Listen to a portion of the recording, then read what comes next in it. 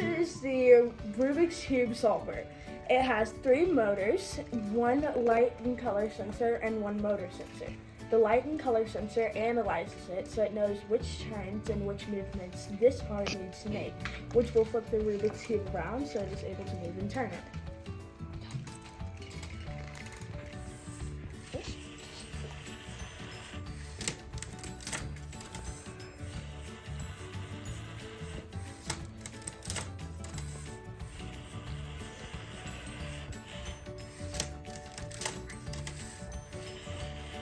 So right now it is looking at the colors so it knows which ways to flip and turn it.